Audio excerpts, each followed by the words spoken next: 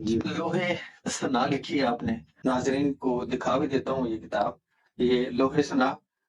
سر بابر حسین بابر نے یہ نعتیہ اور دوسرے نامزدات اور مراکب مناقب جو ہیں وہ سارے کے سارے اس میں شامل ہیں۔ تو یہ نام رکھنے کی وجہ؟ یہ بڑا اچھا سوال ہے آپ جی کا۔ یہ ہمارے ایک فاضل دوست ہیں، غلام اسود دائم صاحب، اسی سال فارغ التحصیل ہوئے، دورہ دی تھی انہوں نے مرکز سے کیا، اور ویسے وہ چاکشی سال اسلام آباد وہاں سے وہ پڑھے، تو بڑا اچھا ذوق ہے ان کا، شاعر بھی ہیں اور اردو ادب کے اوپر وسیع مطالعہ، ناقد بھی ہیں، اور جو اس وقت اصلی شعراء ہیں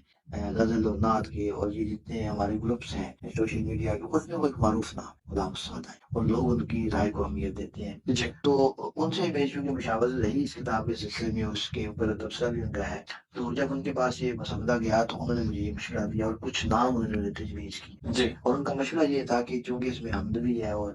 نعت بھی اور مناقب بھی ہیں، جی تو لہٰذا انہوں نے جو نام مجھے تجویز، اس میں کہا کہ ثنا کا لفظ جو ہے نا یہ ان سب کے لیے یہ جامع لفظ ہے، تو انہوں نے جو چند نام تجویز کیے ان میں یہ لوح ثنا تھا۔ پھر مجھے یہ زیادہ اچھا لگا ان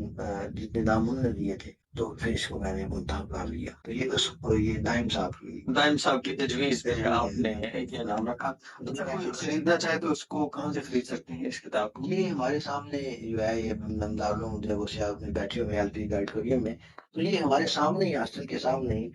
ہمارا مکتبہ ہے، ہمارے دوست ہیں ان کا مکتبہ چشتیہ بھی ہے، اور ہمارے خلیفہ مختار صاحب ہیں، بڑے ہمارے بزرگ ساتھی ہیں، حضور محمد رحمۃ اللہ کے خلیفہ مختار صاحب، تو ان کے پاس بھی یہ کتاب موجود ہے۔ ان کے مکتبے کا نام مکتبہ کیا ہے؟ مکتبہ مجاہد دارالعلوم۔ ہمارے جو ہے وہ شکیل بٹو صاحب جو ادھر نصیب دریائی کے پاس ہیں، ان کے پاس بھی ہے، تو یہ تینوں دکانوں پہ یہ